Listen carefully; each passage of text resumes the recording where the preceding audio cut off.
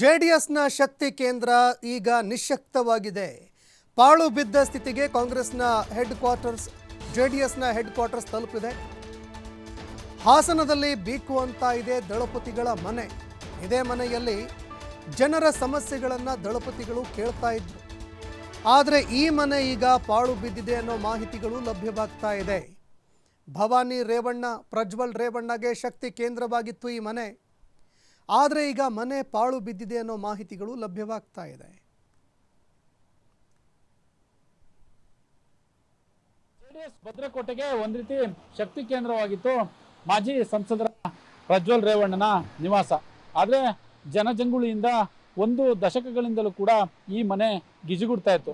ಆದರೆ ಈಗ ಗಿಡಗಂಟಿಗಳಿಂದ ಬೆಳೆದು ಸಂಪೂರ್ಣವಾಗಿ ಮೌನಕ್ಕೆ ಶರಣಾಗಿರುವಂಥದ್ದು. ಈಗ ನಾವು ಹಾಸನದ ಏನು ಹೃದಯ ಭಾಗದಲ್ಲಿರ್ತಕ್ಕಂತಹ ಜಿಲ್ಲಾ SP ಕಚೇರಿಯ ಪಕ್ಕದಲ್ಲೇ ಇರತಕ್ಕಂತಹ ಮಾಜಿ ಸಂಸದ ಪ್ರಜ್ವಲ್ ರೇವಣ್ಣರವರ ನಿವಾಸವನ್ನು ತೋರಿಸ್ತಾ ಇದ್ದೀವಿ. ಕಳೆದ ಒಂದು ದಶಕಗಳಿಂದಲೂ ಇಲ್ಲಿ ಸಾಕಷ್ಟು JDSಗೆ ಒಂದು ರೀತಿ ಶಕ್ತಿ ಕೇಂದ್ರ, JDSನ ಹೆಡ್ ಕ್ವಾರ್ಟರ್ ಅಂದರೆ ತಪ್ಪಾಗ್ಲಿಕ್ಕಿಲ್ಲ. ಯಾಕಂತಂದರೆ ಇಡೀ JDSನ ಕಾರ್ಯಚಟುವಟಿಕೆಗಳು ಇದೇ ಮನೆಯಲ್ಲಿ ಕೂಡ ನಡೀತಾ ಇದ್ದು.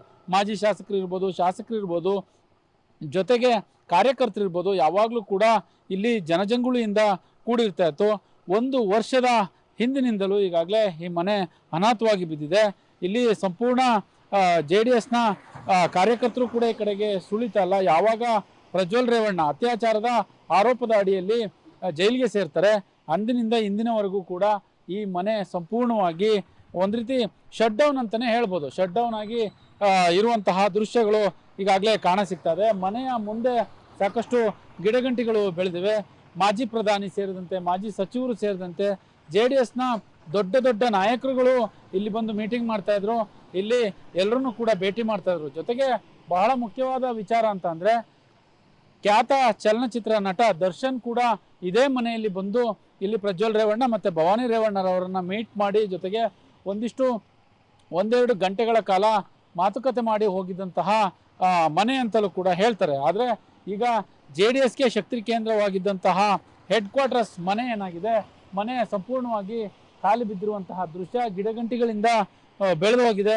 ಯಾವ ಜನವೂ ಕೂಡ ಸುಳಿವಿಲ್ಲ. ಮನೆಯೂ ಕೂಡ ಸಂಪೂರ್ಣವಾಗಿ ಖಾಲಿ ಬಿದ್ದಿದೆ. ಅತ್ಯಾಚಾರದ ಆರೋಪದ ಅಡಿಯಲ್ಲಿ ಪ್ರಜ್ವಲ್ ರೇವಣ್ಣ ಜೈಲು ಸೇರಿ